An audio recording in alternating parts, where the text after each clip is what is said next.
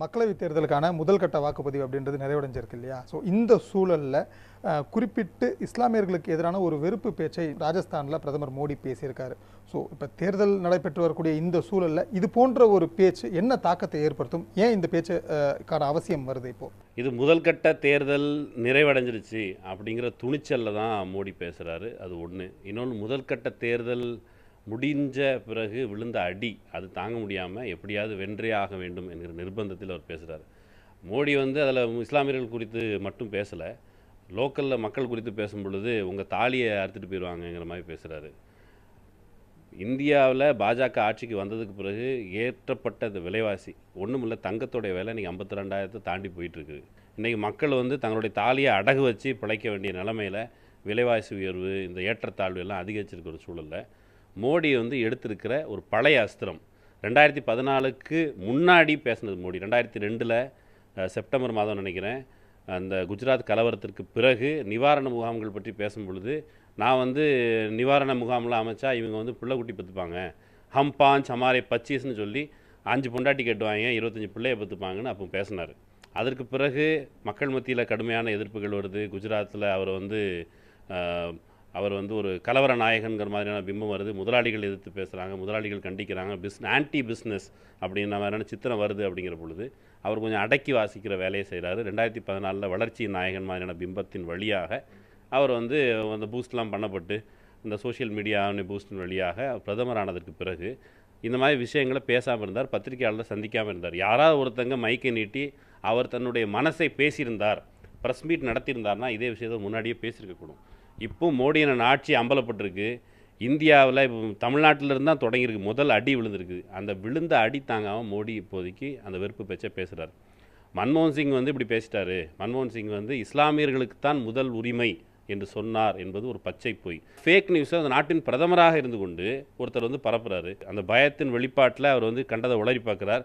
ஜாட்டு, ராஜ்பூத் இந்த சாதியினர் மோடிக்கு எதிராக திரும்பி இருக்கிறார்கள் என்பது அந்த மக்களை நீங்கள் என்ன எதிர்க்காதீங்க, உங்களுடைய எதிரிகள் இஸ்லாமியர்கள் தான் சொல்லி அவர்களை மடைமாற்றி விடலாம் என்று மோடி கனவு காண்கிறார்.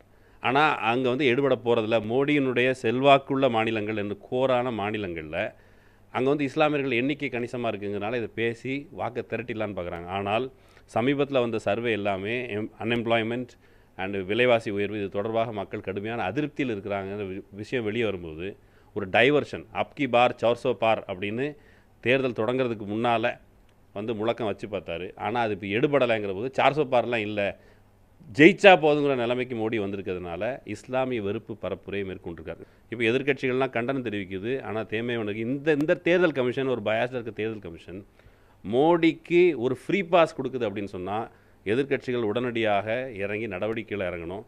மோடியை இது போல சமூகத்தை பிளக்கிறதை அனுமதிக்கக்கூடாது. சிறுபான்மையினர் மக்களுக்கு எதிராக பெரும்பான்மை சமூகத்துடைய வெறுப்பை அப்படி திருப்பி விடும்போது அது பெரும் பாதிப்பை ஏற்படுத்திடும் இல்லையா? ஒரு பெரும் அச்சுறுத்தல்கள் அவங்களுக்கு சிறுபான்மையினருக்கு மேலும் அதிகரிக்கக்கூடிய வாய்ப்பு இருக்கும் தானே? ஏதாவது ஒரு கலவரம் நடந்துடாத அதன் வழியாக இப்போ பாலக்கோட், அப்புறம் புல்வாமா இப்படியான விஷயங்களை வைத்து கடந்த தேர்தலில் வெற்றியை சாதித்த மோடி இந்த தேர்தலையும் அப்படியான ஒரு கலவரத்தை எதிர்பார்க்குறான்னு தோணுது. கொஞ்ச நாளைக்கு முன்னாடி அரவிந்த் கெஜ்ரிவால் சொல்லியிருந்தார், அதானிக்கிட்ட இருக்கிற சொத்து எல்லாமே மோடியோடைய சொத்து தான், அவர் பாக்கெட் மணி மாதிரி அங்கே கொடுத்து வச்சுருக்காருன்ட்டு.